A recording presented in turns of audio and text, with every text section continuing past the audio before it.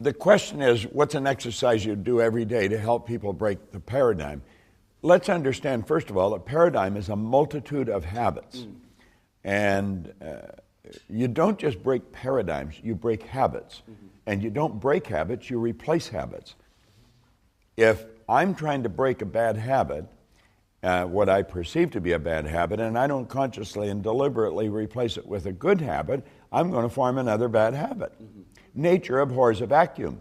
And so it takes a fair amount of energy and it takes understanding to replace a bad habit with a good habit. So I think what you do is you sit and say, how do I recognize this bad habit? Well, you generally recognize it in your own behavior. And so you say, well, this behavior is giving me a result I don't want. Now, people psychoanalysts try and find the cause of that behavior. You may never find it. We know it's an idea in the subconscious mind. So we sit and write the behavior out. Write it out in crystal clear detail. And then we say, what would be the polar opposite to that? Take another sheet of paper and write out what behavior would be the polar opposite to the one you want to get rid of, and write it out. Take the negative one and burn it, literally burn it. Now that's merely symbolic. It's like lighting a candle in a cathedral. I mean, it's symbolic. So then you take the positive one and you keep writing it every day. Write it every day. Read it frequently. Write it 4 or 5 times a day. Read it frequently. And you will eventually lodge that idea, or as James Allen put it, you will deposit it in the treasury of your subconscious mind. And once it begins to take root, it takes the power away from the negative habit. The negative habit actually dies from a lack of nourishment, and the positive one takes over.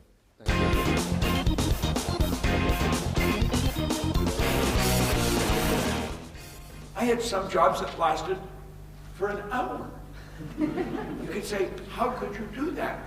I did it twice.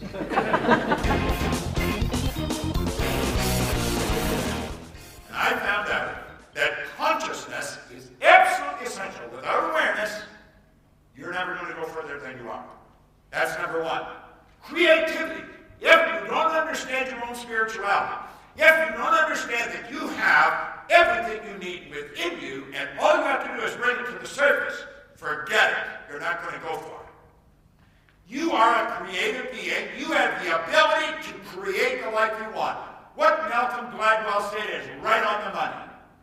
He said, if you will work hard enough, if you will assert yourself, you can't hang back. You've got to step up. If you will assert yourself, if you will use your mind and imagination, you can shape the world according to your desires. We have been conditioned to invest money in everything under the sun but ourselves.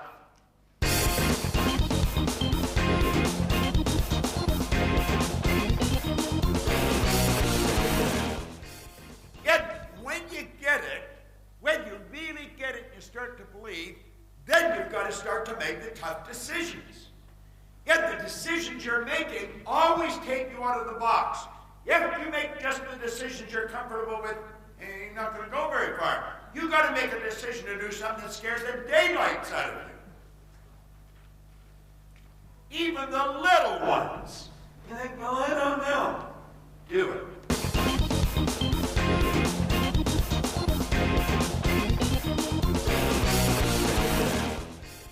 Now, and then to put it all together, I was shy.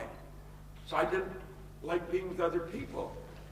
And I would spend a lot of time alone, and I didn't like me, so I was with somebody I didn't even like.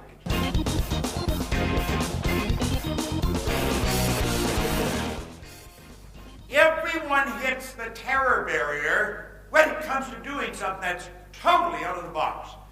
A young guy asking a young girl for a date. If he's shy, pick up the phone, it's a terror barrier. A new salesperson, to pick up the phone and phone a prospect, it's the terror barrier. They have their imagination working in high gear, but it's working against them. They're imagining all kinds of bad things happening.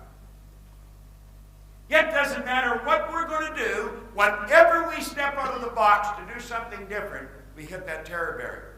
So we will go to this point, and we may go next point periodically, but not very often.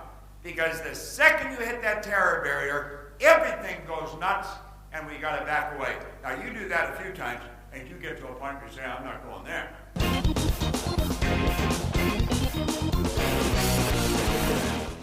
If you will work, if you will assert yourself, if you will use your mind and imagination, you can shape the world according to your desires. It's kind of a nice thing to know.